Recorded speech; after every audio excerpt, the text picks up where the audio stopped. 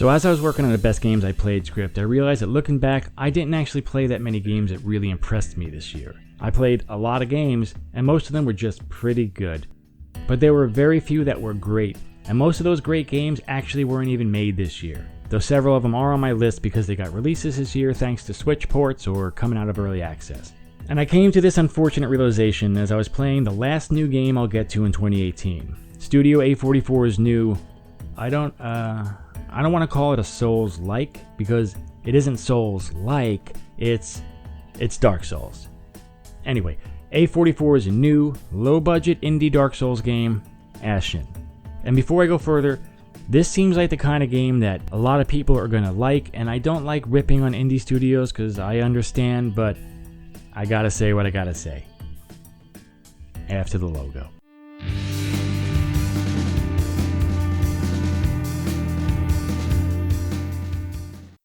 I played Ashen all the way through. I completed all its NPC quests, I explored its world, I fully upgraded several weapons, I finished the game. And that right there means it was, I guess, worthwhile, because as I get older and crankier, I actually finish less and less games. There was no AC Odyssey video this year because I just could not be fucking bothered to finish its seemingly endless expanse of nebulous content. Was it bad? No, AC Odyssey was fine, I guess. But it wasn't really any better than fine. It was fine. Anyway, I had a few videos running through my head as I played Ashen, and as I got to the end, I realized that this game perfectly fit into another video I'd kind of been thinking about. Before Ashen, I went back to play Doom 2016 again. Doom is one of the very few games that I have been continuously replaying over the last few years, and as I did again, I realized that it wasn't just a good game. Doom is unbelievably good. But why? Why is Doom great, and why isn't Ashen great? It all boils down to the importance of excellence. A game that does lots of things competently is usually less impressive than a game that does one or two things superlatively. And this is kind of true in sports too. Players who are just sort of average at a lot of things generally get paid less, even though they're more valuable, than players who do one thing really, really well, okay? The very best games do many or most things with excellence, but let's use Destiny as an example, okay? Destiny has a litany of problems, always, but the things that Destiny does well, it does incredibly, almost without peer well. Destiny looks and sounds absolutely amazing. Its production values are nearly unparalleled, and the feel of its FPS combat is as good as any other shooter ever made. Its story is hilariously bad.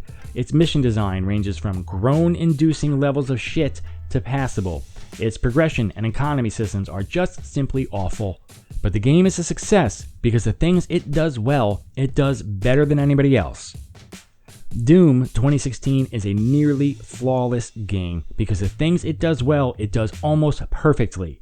And the things it doesn't do well, it does at least adequately, and more importantly, infrequently. Its story is only fine, and so it doesn't force hours of it upon you. Its production values and art design are unbelievably good. It has fantastic environmental storytelling. It has music that is about as well implemented as any music in any game ever. And it's not just that the music itself is amazing, which it is. It's how that amazing music is actually integrated into the gameplay. And the gameplay, of course, is flawless, honed to a razor edge of awesome, with perfect combat in perfect levels against perfect enemies. The game knows what it does well, and it leans heavily into that. And I talk about Doom because my main critique of Ashen has a very natural and logical counter-argument, okay? The argument's going to be like, how can you say that Ashen is too much like Dark Souls? Aren't all shooters the same, but you like a bunch of different shooters? Well, we'll address that idea after we talk about why Ashen actually falls flat. Ashen's biggest problem is its nearly shocking lack of ambition in its design. As I've made clear, I don't like the Souls games. I consider them nearly unparalleled works of gaming art that are amongst the very best ever made, aside from two which I hate. From Software's Souls games are now recognized as their own genre, but they weren't totally revolutionary. The combat is clearly inspired by old third-person action games like Ninja Gaiden or Zelda. It's a third-person, lock-on action combat system that's the basis of the game. The setting is a familiar one, it's fantasy. The writing is fairly standard high fantasy stuff, though really, really good and perfectly voice acted. Souls is great because even though many of its parts are familiar, it does almost everything very well. Visual presentation is incredibly good. Dark Souls 1 is still, to this day, an unbelievably beautiful game, and Dark Souls 3 and Bloodborne are downright stunning most of the time. Dark Souls' story, and more importantly its storytelling, are interesting and powerful. Its level design is top of the line, top shelf, fantastic. Its enemy variety, monster design, both of those things are just perfect. And of course, the combat system is second to none. In fact, I like the Souls combat system so much that I've played all of the notable Souls-likes as they've released, from Salt and Sanctuary, Lords of the Fallen, Nioh, etc. I like Souls combat in the same way I like FPS combat, or the way I like Metroidvania games. I enjoy that particular method of interacting with a game world. I like the tension, and I like how the combat is kind of a fast-paced puzzle. A sometimes frustrating and needlessly cruel puzzle, but still. So I'm not one to disparage the game simply because it uses a combat system that I enjoy. I wish more games used the Souls combat system. But what makes a game a Dark Souls game isn't just the combat system. It is the consistent commitment to excellence in the design. The reason I didn't like Dark Souls 2 is because it felt sloppy to me. Animations were stiff and unconvincing. Enemies felt like their poise and stamina was somehow off, leading to frustrating encounters where enemies simply wouldn't stagger or would suddenly catch you into long combo deaths that didn't feel fair. There was a strange lack of weight to the combat, with hits not feeling powerful and sound design that made everything feel much gamier. Levels outside of a few excellent ones and the pretty excellent DLC felt uninspired. Monster design was just average. It's kind of the perfect example of a bunch of little things dragging a whole experience down and making it only average or fine. Now, Nioh was very Souls-like. Lords of the Fallen was very Souls-like, but Ashen is shamelessly Dark Souls. For instance, let me just remind everyone that the player character in Dark Souls 2 is called the Ashen One. Let's just run down all those similarities before we get to why all of it adds up to something so much less. The combat system. In Ashen, you'll go through areas, fighting enemies, and using a limited number of healing items called sap flasks. Sap flasks. You'll need to make it to the checkpoint to refill your sap flasks without dying. If you die, you'll respawn at the bonfires, which are called stones, and all the monsters will respawn. If you die, you drop the currency you've accumulated, which is called scoria. You have to make it back and pick it up without dying again, or you'll lose it all. The combat and checkpoint elements, and there are others that I didn't even mention, are exactly the same as Dark Souls, and I mean exactly. Light and heavy attacks are mapped to the same buttons, sprint and dodge and jump are mapped to the same, the healing is mapped to the same button. It is exactly the Dark Souls combat and control system. But that's to be expected, right? I mean, all the games that have attempted to do the Souls formula have used these basic concepts as the bedrock. But the thing is, most games have added something unique. Nioh, which by the way didn't use the same control scheme, which actually kind of was annoying, but either way, Nioh slightly tweaked combat with key pulses and a more robust ranged combat system, as well as a kind of super ability that worked with a rechargeable cooldown. Now, I didn't like Nioh all that much, but I can freely admit that Nioh added to the Souls combat system with its own fresh take on it. The Surge did the same, with its body parts targeting and upgrade system. Both of those games took the Souls combat and decided to differentiate with some unique and interesting mechanics. Ashen takes the Souls combat system and simplifies it by making all weapons have the same moveset, eliminating magic, only having two types of weapons outside of one or two special weapons like a halberd. It eliminates parrying and backstabbing. It replaces bows with spears, but they serve the exact same purpose of either using them to pull enemies or to cheese them. Ashen doesn't have its own combat inspired by Souls. It has the Souls combat, but less robust. Souls combat shines for a bunch of reasons. And making this video, for instance, I went back to Dark Souls 3 to get some footage, and the video was late because I played the whole damn game again. And I've got nearly 400 hours in Dark Souls 3. I have a character on New Game Plus 6. and the game is so good that I ended up going all the way through again, even though I only needed like 5 or 6 minutes of video. The combat never gets old because there is a pretty huge assortment of weapons and shields and armor and magic, and because there's a tremendous variety in the enemies that all feel different to fight. Ashen's combat is competent. It behaves basically like Dark Souls combat, but it isn't excellent, and it doesn't offer anything new at all. It's Dark Souls combat, but less diverse, less interesting, and it doesn't feel as good because the animations aren't as good. And that's totally understandable, of course. Dark Souls animations are ridiculously good, some of the best animation work in gaming, and it would be asking too much for an indie studio's first game to hit those lofty heights right out the gate. But this lack of excellence in the combat isn't the game's only problem. The combat is perfectly fine and occasionally fun, and if the lack of depth was the only problem in the game, I would be making a different video. But it's not, so let's move on to the rest. Story and world. Ashen is about a world where light has faded and darkness is beginning to rule the world. There's a curse that has spread. There's an ember of light that needed to keep the darkness at bay. You'll meet NPCs along the way that have quests for you to complete for them. You press A to engage in dialogue. The bosses are all big versions of regular enemies with tragic backstories. You've got a hub area where you collect NPCs who serve as vendors as you find them in the world. You unlock the ability to fast travel between checkpoints about halfway through the game, but before then, you can use consumable items that you will find to warp back to that hub area. Again, it's not Souls-like. It is Dark Souls, from the story, to the hub area, to the fast travel system and vendors. It's just like Dark Souls, but a little bit worse. Dark Souls is often panned for not having a coherent story, but that's more a result of a minimalist style that isn't present in most mainstream art forms. Dark Souls is a kind of impressionist game. It has a very straightforward story, so straightforward it's only like a paragraph long. The gods kept the Golden Age alive with fire. The fire is fading and requires someone with a powerful soul to be burned alive to keep it going. In the games, you hunt down powerful beings, kill them, take their souls into your body, and then burn yourself alive to keep the Golden Age going. But the actual story is rich and complex and open to interpretation. Through item descriptions, enemy and level design, environmental storytelling, Dark Souls' narrative is told, quite literally, through every pixel in the design. There isn't a huge amount of dialogue, but what's there is rich and interesting and invariably impeccably written and acted. Dark Souls' story might be simple, but its storytelling is so layered and well done that it's able to be emotionally powerful with only a smattering of words.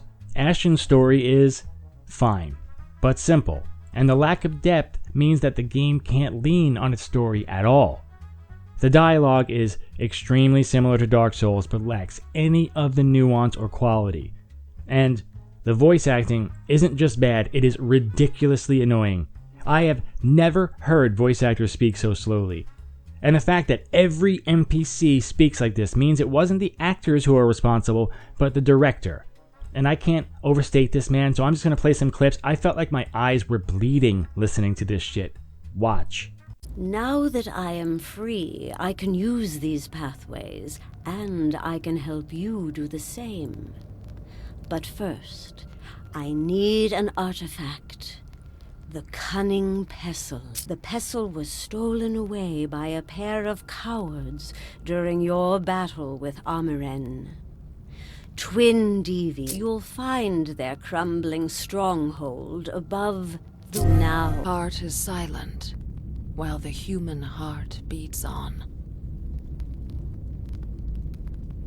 We must carry both hearts down a path only the bravest may travel.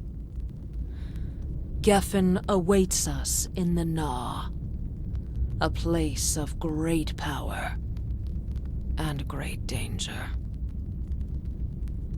Pass through those doors to the portal beyond. I have watched you.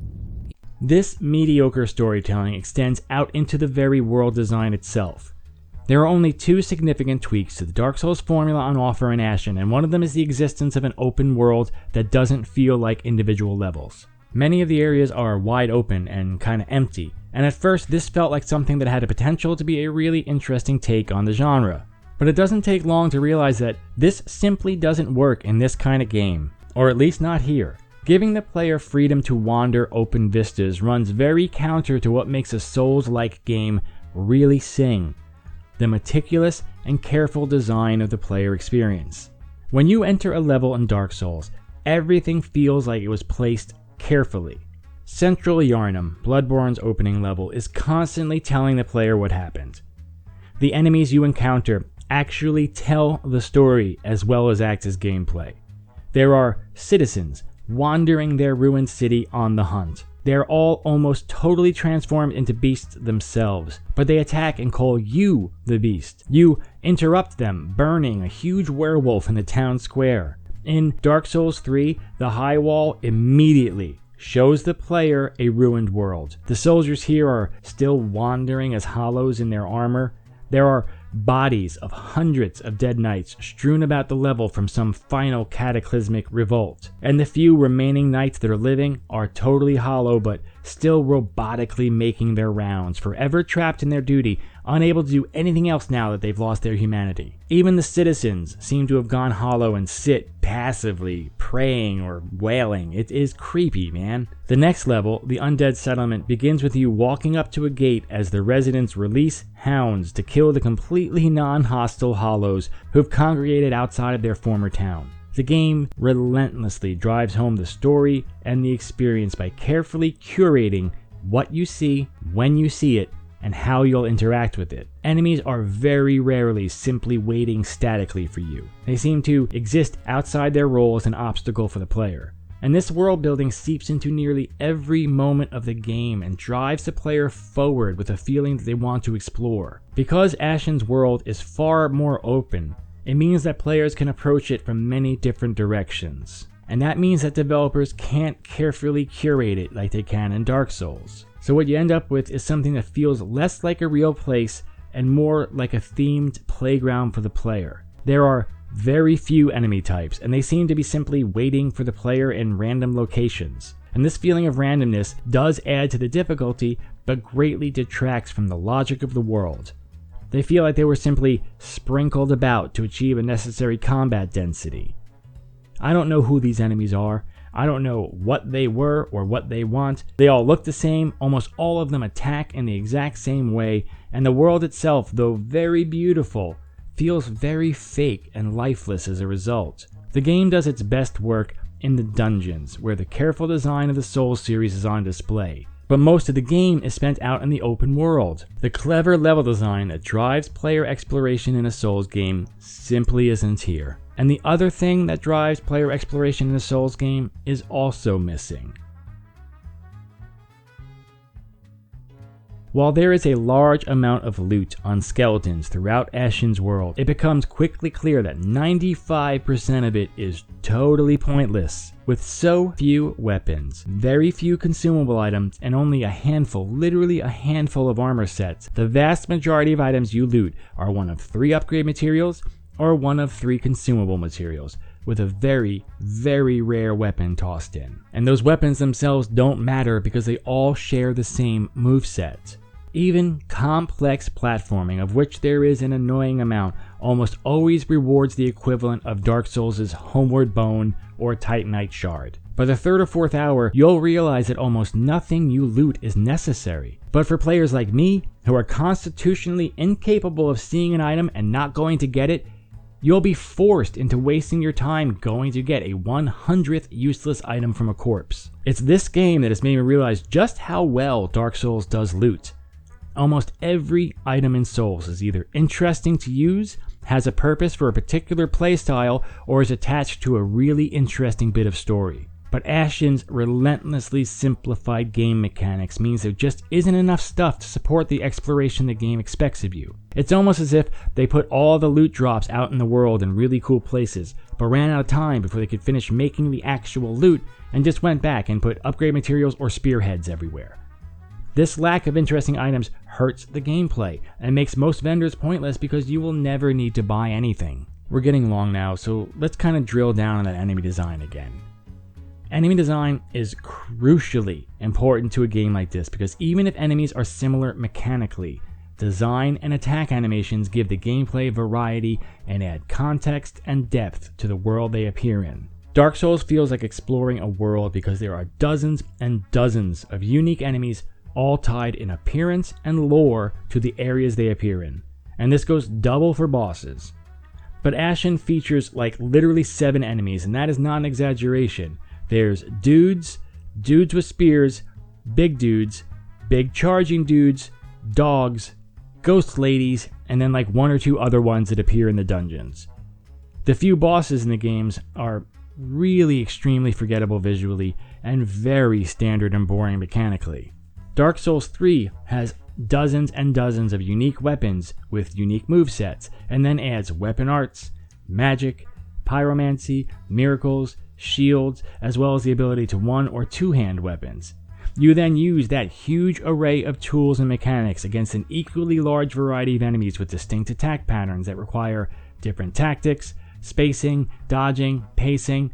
It means that the combat never gets old because the game is expertly paced so that as soon as you've basically mastered all the enemies in an area, you're on to a new area with new enemies to master, right until the end of the game. But because Ashen has so few enemies and literally only a few different weapons, the only way the game can add variety is through adding larger and larger groups of enemies, or having them spawn in unfair ways, or aggro all at once. And even as this becomes the norm in the second half, the combat is never more than competent. It feels pretty good, but it gets very, very boring because it always feels the same. Fighting the big guy with the club feels the same in hour 1 as fighting the big guy with the club does in hour 15. As opposed to Dark Souls, where fighting hollows on the high wall is nothing like fighting the jailers in Irithyll Dungeon or Lothric Knights in the castle. The game's one really good twist is the use of darkness in its dungeons, requiring you to carry a lantern. But this mechanic is rarely used and way underutilized. It doesn't change the gameplay beyond making you go slower, which is welcome but isn't enough to carry it. I'm not a game designer, but it seems to me that this is an interesting piece of the engine that could have been used to really give the game its own flavor mechanically. In fact, it was this that had me anticipating the game way back when it was first announced and before I knew it was a Souls-like. Let's wrap up and get to the title of the essay. How important is excellence? Games are much more iterative than any other art form because they rely on technology, and because the medium is inextricably tied to science and the values inherent in that discipline. The book, Masters of Doom, repeatedly addresses John Carmack's refusal to patent any of id's revolutionary technology. He believed that patent law directly contradicted both the hacker ethos and the very nature of science that relies on standing upon the work of those who came before. That means that inevitably, games will be similar to each other, as exciting new technologies come online and are copied. Wolfenstein, and then especially Doom, didn't remain the only shooters for long. Other developers tried to improve upon the genre. At first, most were simply Doom clones, but as time passed, other developers added onto the formula in interesting or exciting ways. And even some of the Doom clones succeeded because they managed to do the formula spectacularly well, even if it was derivative. Duke Nukem. Looking back, what at its core separates Doom 2016 and Destiny from the myriad other FPS games that have popped up since 2014? What makes those games so successful doing a formula that is almost 30 years old? Both of those games zero in on at least one thing and do it as well or better than anybody else. Ashen doesn't have any obvious flaws outside the shockingly bad voice acting, which I can forgive, because I was able to insta-skip everyone once I realized how fucking bad it was. Man, it's fucking bad. It runs perfectly. It is a very nice looking game. The sound design is fine. Combat is fine. World design is fine. But there's also nothing that Ashen does well. And certainly nothing it does very well. And more importantly, there's not one thing that Ashen does better than Dark Souls itself, or even the other Souls-likes. So if Ashen isn't going to change anything, if it's going to be the most Souls-like of any of the Souls-likes, and it doesn't do anything particularly well, and certainly nothing better than Souls itself, why does it need to exist? Its only reason for existence is as a decent product.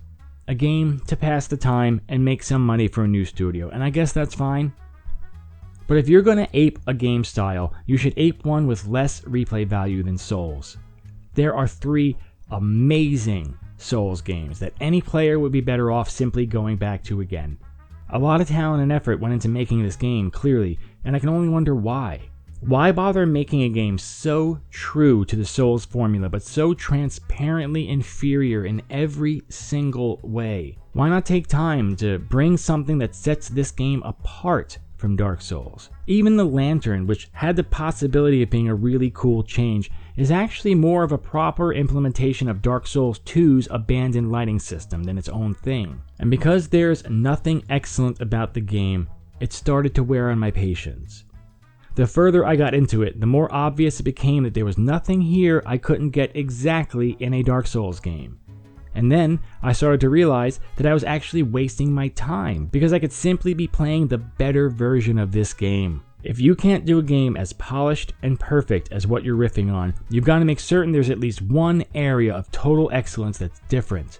If you're going to remake a genre with almost no changes, you have to make sure you do it so well that something about it stacks up favorably to the original. Otherwise, all you've got is the budget off-label brand. If you've got Xbox Game Pass, you may as well play Ashen for a bit, I guess, but I cannot for the life of me think of a reason why you should play it if you already own a Dark Souls game.